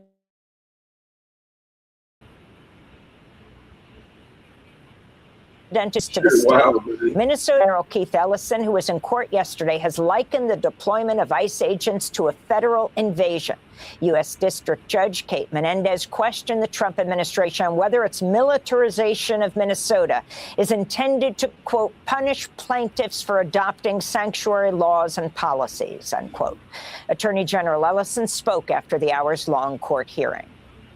This is the single largest deployment of immigration officers in one place at one time, in a state that is not even in the top of immigration.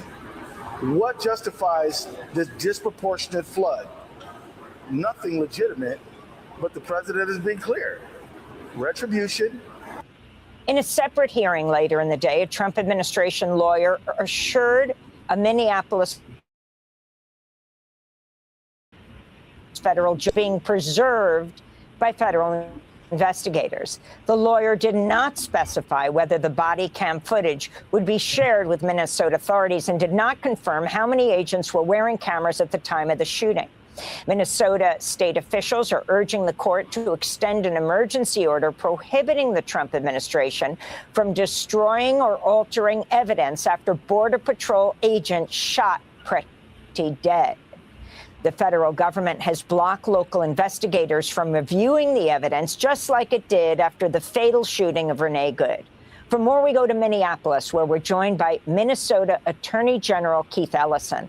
Welcome back to Democracy Now!, Attorney General. If you could start off by talking about... You, Amy. How are you?